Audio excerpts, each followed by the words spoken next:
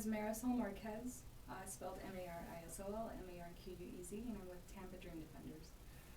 First of all, what is Tampa Dream Defenders, and tell us about the press conference that was this afternoon.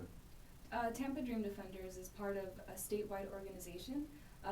Dream Defenders itself was founded after the murder of Trayvon Martin, and so we saw that during the civil rights movement there was a lot of kind of like uprising with the black and brown youth, and we know that currently there's still a lot of oppression and a lot of different ways that these communities are affected. So we decided to revive that movement and actually get equality, which is what we're just striving for. And this press conference this afternoon, it was because the governor vetoed a bill. Tell us about that bill. Exactly. Tuesday morning, we found out that Governor Rick Scott had actually used his authority as governor to veto a bill that had already passed. It was like a unanimous vote. There were 500 and something votes against just two that were in opposition to something that would make it available for DACA recipients, which are a deferred action for childhood arrivals, which are just the younger undocumented immigrants who are coming into this country. They would be available to actually apply for an ID with the state of Florida, and that would eventually lead to a driver's license. And it's not even like a driver's license. It's not permanent whatsoever. This would only be something that these immigrant students would actually be able to have for 2 years. And so, every 2 years you have to go through the process again, you have to pay all the fees, and the governor just vetoed that after it had already passed. What was his rationale for vetoing it?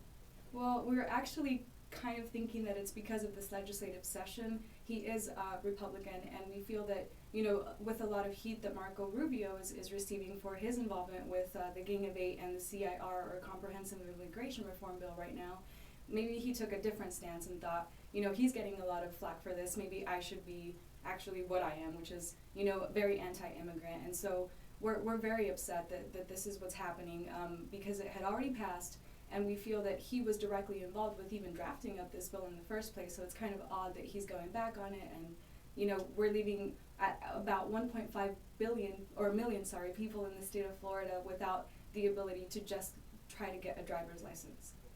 And why was your press conference at Representative Castor's office? What's her opinion about this issue? U.S. Congresswoman Kathy Castor is, she has expressed a lot of pro-immigrant sentiment, and we feel that, if we are able to get some kind of support, it would be coming from Ms. Kathy Castor.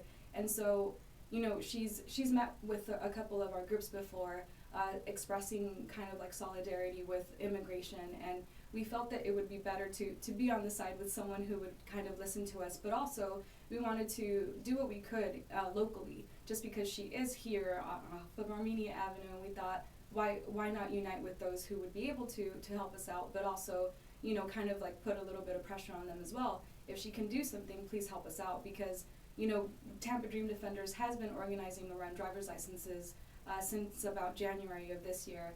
And we felt that, we have so much momentum going, especially with our petition that's online. We have about 500 signatures, and this is something that's very, dear to us. So we thought, why not keep that momentum going?